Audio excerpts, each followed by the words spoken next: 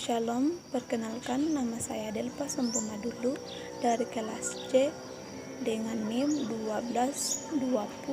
1220229583 dari Fakultas Ilmu Keguruan Pendidikan Kristen, Prodi Bimbingan Konseling Kristen. Dalam rangka memenuhi tugas akhir semester mata kuliah Psikologi Perkembangan Anak, di sini saya akan membahas mengenai psikologi perkembangan anak usia prasekolah atau usia 2-4 tahun. Yang pertama yaitu pengertian prasekolah.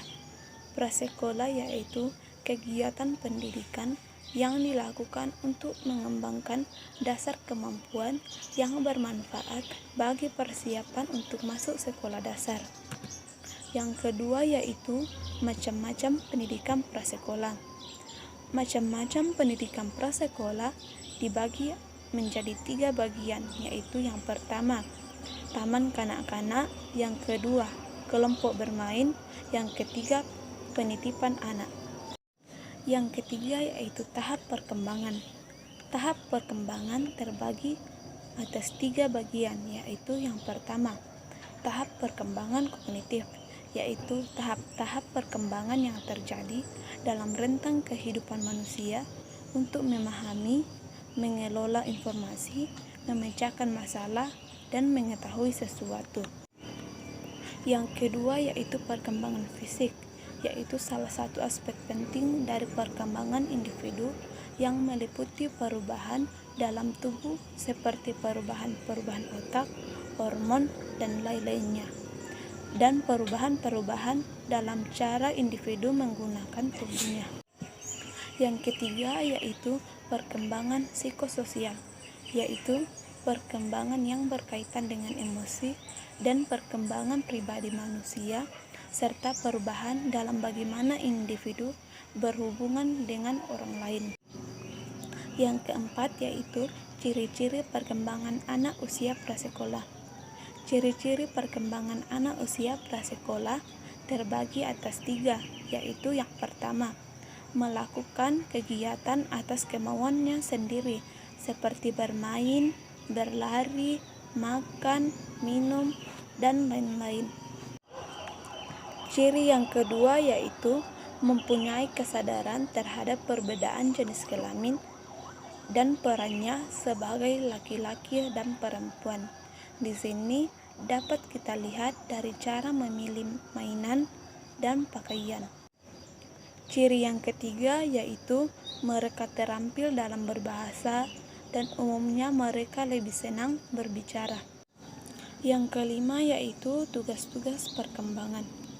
Tugas-tugas perkembangan juga terbagi atas 3, yaitu yang pertama, belajar membedakan jenis kelamin. Yang kedua, belajar menjalin hubungan dengan orang terdekat. Yang ketiga, membentuk konsep-konsep sederhana tentang keadaan sosial dan alam. Yang keenam yaitu faktor-faktor yang dapat memengaruhi perkembangan. Faktor yang pertama yaitu faktor genetik atau keturunan, yaitu memiliki kemiripan yang sama dari keturunan sebelumnya. Contohnya, memiliki warna rambut yang sama dengan ayahnya dan warna bola mata yang sama dengan ibunya. Yang kedua yaitu faktor hormon.